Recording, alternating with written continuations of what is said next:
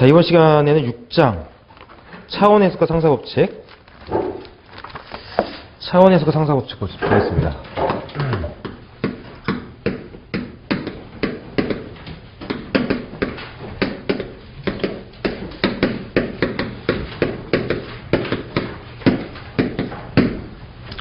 자, 6장 내용은 뭐 매번 시험에 나오지는 않습니다. 가끔 한 번씩 한 문제 정도씩 출제가 되는데, 차원 해석과 관련된 내용보다는 이제 상사 법칙과 관련해서 한 번씩 출제가 되고 있습니다. 뭐 단순하게 나오는 문제가 있고, 약간 뭐 꼬아놓는 문제도 있을 수가 좀 있고요. 이렇게. 예. 일단 이제 차원 해석에서는 출제가 되는 게 거의 뭐 그 1장에서 했던 MLT 차원, FLT 차원 표현이 있었죠. 그 표현만 잘 알아두셔도 한 문제 정도는 이제 맞출 수가 있고요. 그래서 6장 어쨌든 전체적으로 봤을 때 6장에 뭐 어떤 그 비중이 높지는 않다. 그렇게 보죠. 차원 해석은 그 유체 실험을 하기 위해서 이루어지는 그 무차원화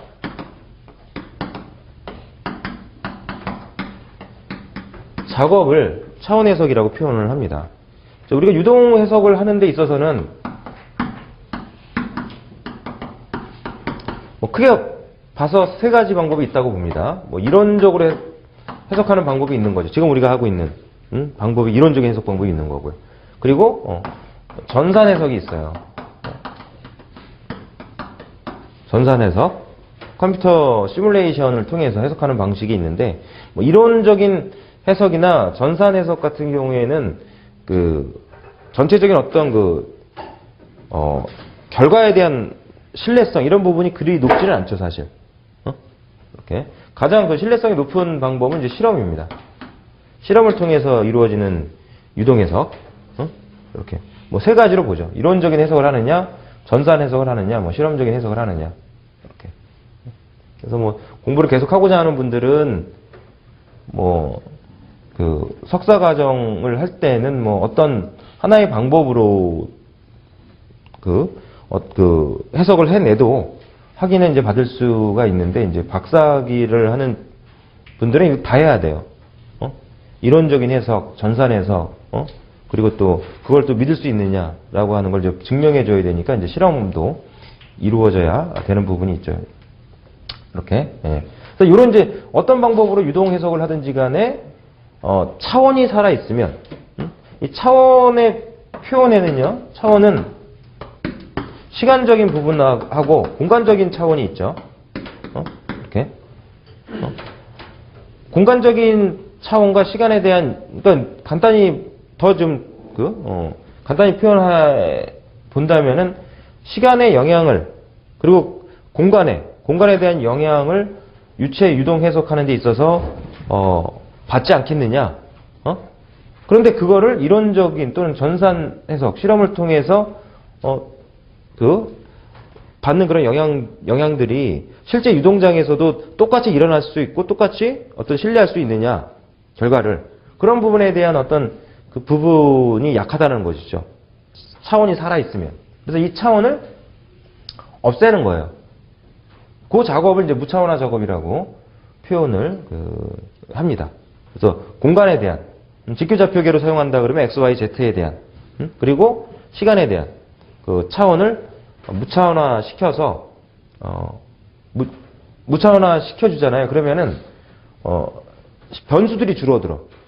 해석을 하고자 하는 그 변수들이 감소가 일어나게 됩니다. 그러니까, 무차원화 작업을 해서 해석을 하게 된다면 이제 시간적인, 그리고 경제적인, 이런 이제 도움을 받을 수가 있죠. 해석하는 데 있어서 시간이 적게 걸려요. 그리고 경제적으로도 돈이 좀 세이브가 될 수 있다는 것이죠. 뭐 그런 측면에서 이제 차원 해석을 하고 있다라고 이제 생각을 하면 됩니다. 필요하다. 차원 해석이 필요하다라고 본다는 것이죠. 이렇게. 그래서 말씀드린 대로 일단 시험에 나올 수 있는 내용이 그 차원계 부분에서 MLT 차원법과 FLT 차원법, 대한 내용이 시험에 나온다. 이게 가장 많이 나온다. 차원 해석에서는. 특히 이제 그 힘에 대한 차원, 그 다음 동력, 그리고 운동량, 그리고 역적, 충격량. 이 네 가지 물리량에 대한 차원표 표현법과 관련해서 나올 가능성이 지금까지 보면 이제 나왔었다. 이렇게 힘은 F로 표현되죠. FLT 차원계에서는. MLT 차원계에서는 ML의 T의 마이너스 2승으로 표현해주면 되고요. 동력은 힘 F의 L의 T의 마이너스 1승 차원이죠. F의 L의 T의 마이너스 1승 차원이니까 MLT 차원으로 바꾸면 M의 L의 제곱의 T의 마이너스 3승 차원이 됩니다. 운동량은 질량 곱하기 속도니까는 충격량이랑 같죠. 충격량은 힘 곱하기 시간이니까 F 곱하기 T죠. F 곱하기 T고 M의 L의 T의 마이너스 1승 차원이고요. 운동량도 역시 마찬가지로 질량 곱하기 속도니까 M의 L의 T의 마이너스 1승이니까 이거를 FLT 차원으로 바꾸면 F의 T의 1승으로 표현이 되겠죠. 요런 이제 그 MLT 차원, FLT 차원과 관련해서 시험에 출제가 되고 있다. 그래서 동력학에서도 한 번씩 운동량이나 역적과 관련된 그 표현법을, 차원 표현법을 묻는 문제도 출제가 되고 있습니다. 그 다음에 이제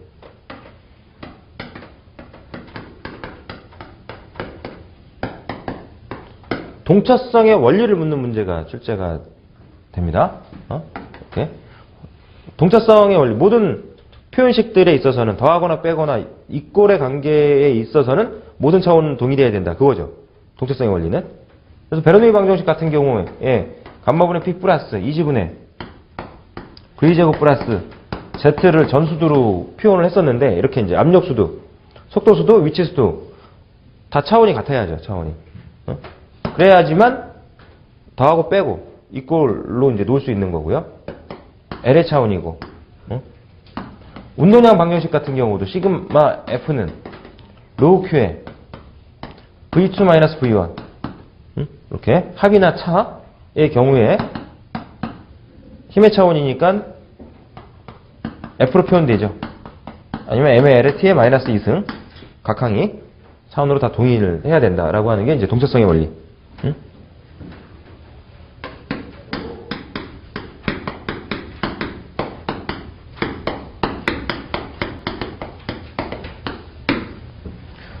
그다음 이제 버킹함의 파이 정리가 이제 시험에 한 번씩 출제가 됩니다. 버킹함의 파이 정리는 이제 무차원 수를 찾아내는 거죠. 무차원 수를 찾아내는데 무차원의 수 파이는 n-m으로 해서 구합니다. m은 기본 차원의 수. m은 기본 차원의 수를 의미합니다. 기본 차원의 수는 최대 3개가 되죠. 기본 물리량은 뭐야? 기본 물리량이 질량, 길이, 시간이 기본 물리량이야. 이렇게. 질량, 길이, 시간만 알고 있으면 모든 물리량을 표현할 수 있다라고 보는 것이죠. 그래서 기본 차원의 수 m은 최대 3이 들어가요. 최대 3.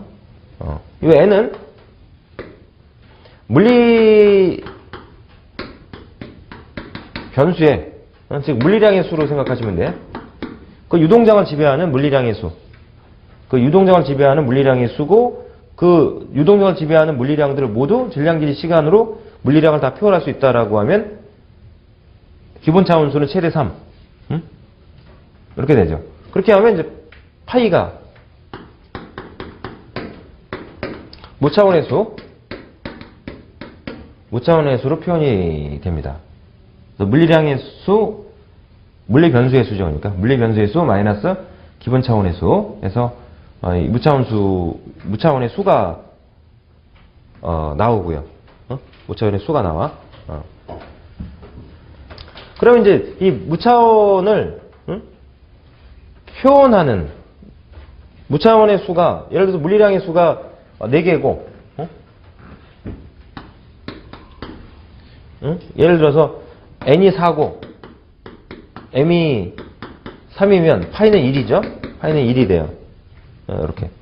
이렇게 무차원의 수가 하나 나온다 그러면 무차원의 수 하나가 주어진 물리량으로 어떻게 표현할 수 있느냐? 그 무차원의 수를 구하라. 무차원의 수를 구하는 문제가 나온다는 얘기죠. 무차원의 수라는 표현은 이제 그 무차원의 표현,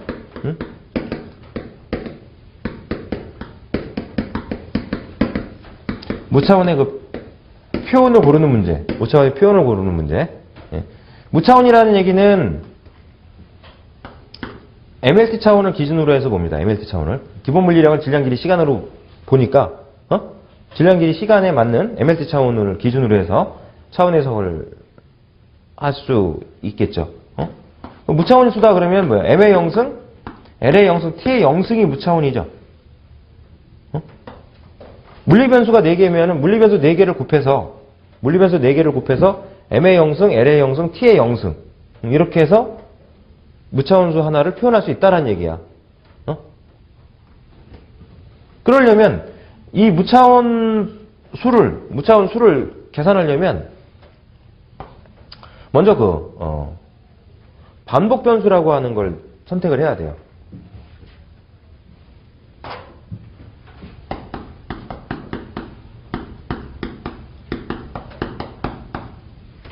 반복 변수를 선택을 해야 되고요. 이걸 선택을 해야 되고, 반복 변수를 선택을 한 다음에 반복 변수에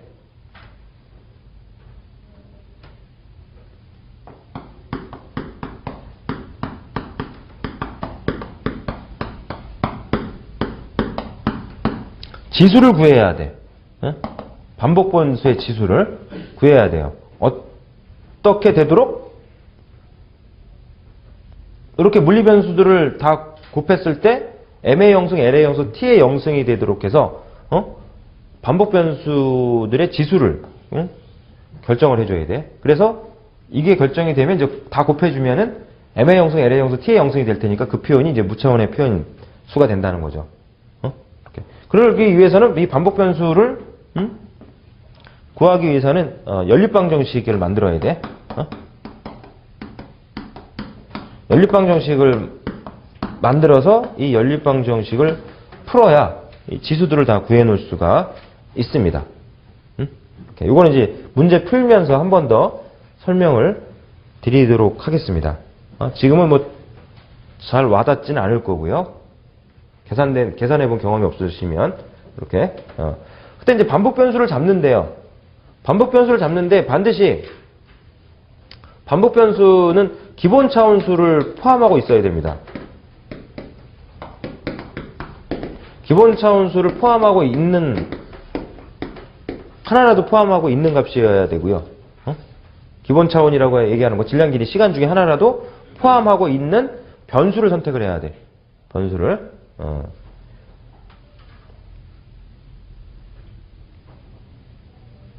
그리고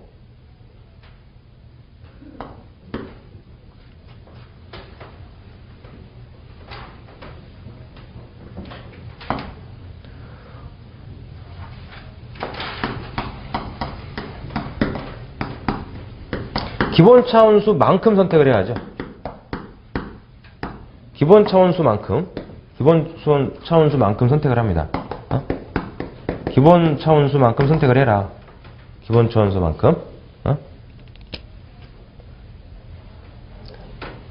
자, 이거는 좀 문제를 좀 풀어보면서 좀 경험이 좀 있어야 되겠고요. 그리고 우리가 푸는 문제는 단순한 문제잖아요, 그죠? 그리고 이 반복 변수를 결정하는 거, 즉 그 무차원수를 찾는 거는 이 무차원수의 표현을 찾는 거는요, 결과적으로 해석하는 사람의 주관에 따라서 달라질 수 있다고 생각이 되는 부분이에요. 어떤 부분에 물리 변수 중에서 유동적을 지배하는 물리 변수들 중에서 어떤 부분에 포커스를 맞춰 갖고 내가 해석을 할 것이냐에 따라서 반복 변수가 결정이 될 수가 있어. 그래서 때로는 문제를 해결할 때 좀 시행착오를 겪어야 시행착오법으로 풀어야 되는 이런 문제가 발생할 수가 있습니다. 그래서 풀어갖고 답이 없으면 뭐 다른 방법으로 풀어서 답을 찾아내야 된다는 얘기죠. 이렇게 그럴 수도 있다. 자, 그런데 뭐 제가 이제 꼭 그런 건 아니지만 100% 그런 건 아니지만 거의 문제들이 반복 변수 잡을 때 앞에서부터 주어진 물리 변수들의 앞에서부터 기본 추함수만큼 선택을 해서 풀면 보통 다 보기에 답이 있어요. 이렇게 해서 연립방정식 푸는 것만 실수하지 않고 해결해 주면 되겠고요. 문제 풀면서 다시 한번 좀 말씀을 드리도록 이렇게 하겠습니다. 지금 이제 말씀드린 이 버킹함의 파이 정리를 이용해서 무차원수를 표현하는 그 내용이 그 차원에서 그 다음 페이지에 보면 표 6-5에 이제 정리가 되어 있는 거야. 표 6-5. 동그라미 3번, 동그라미 4번을 참고하시면 됩니다. 동그라미 그 3번에 보면은 반복 변수를 선택하는 그 예에 대해서 이렇게 정리를 좀 해놨습니다. 그 내용하고 그다음에 이제 무차원수를 구하는 그 방법을 이제 동그라미 4번에 이렇게 언급을 해서 정리를 좀 해놨으니까 그 내용을 좀 참고하시고요. 일단 이제 문제를 풀면서